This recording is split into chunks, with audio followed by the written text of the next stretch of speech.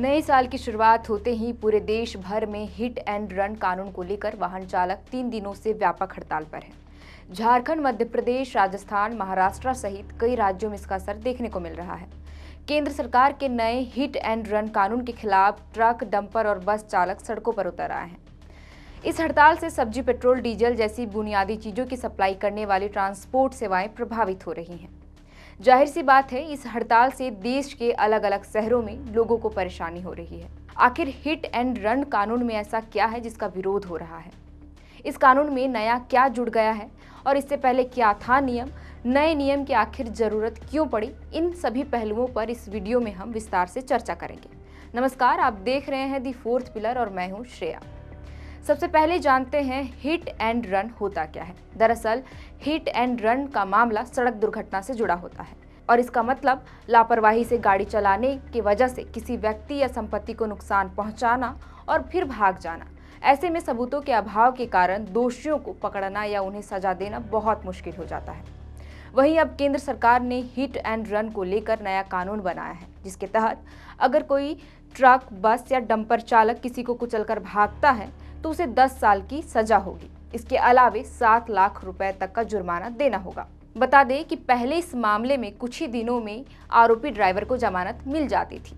हालांकि पुराने कानून के तहत भी 2 साल की सजा का प्रावधान था, लेकिन नया कानून लागू होने के बाद दोषी को अब 10 साल तक की सजा होगी और अब कानून में बदलाव होने के कारण वाहन चालक इस कानून का विरोध कर रहे हैं। अब जानते हैं इस कानून में नया बदलाव क्या हुआ है। दरअसल जिस नियम को लेकर देश भर में बवाल मचा हुआ है वह हाल ही में संसद से पारित 3 नए कानून का एक हिस्सा है।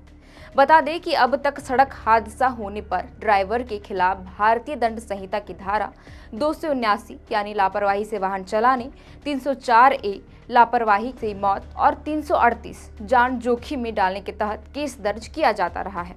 लेकिन नए कानून में मौके से फरार होने वाले ड्राइवर के खिलाफ 104(2) के तहत केस दर्ज होगा। साथ ही पुलिस या मजिस्ट्रेट को सूचित न करने पर उसे 10 साल की सजा के साथ जुर्माना भी देना होगा। केंद्र सरकार के मुताबिक इस कानून में बदलाव करने की जरूरत इसलिए पड़ी क्योंकि हिट एंड रन के मामलों में सबसे बड़ा मुद्दा यह था कि घटनास्थल पर अपराधी के खिलाफ किसी भी सबूत का अभाव पड़ जाना और इस वजह से पुलिस अधिकारियों को जांच को आगे बढ़ाने और आरोपी को ढूंढने में बहुत परेशानी होती है। वहीं इनमें से ज्यादातर आरोपी भाग जाते हैं और शायद ही कभी पकड़े जाते हैं। साथ ही दूसरी समस्या यह भी है कि जिन गवाहों पर जांच निर्भर करती है वह खुद मदद करने से कतराते हैं, क्योंकि वो किसी भी तरह से कानूनी मसले में फंसना नहीं चाहते हैं और यही वजह है कि इस कानून में बदलाव करने की जरूरत पड़ी। फिलहाल के लिए इस वीडियो में इतना ही और आप देख रहे थे दी फोर्थ पिलर। शुक्रिया।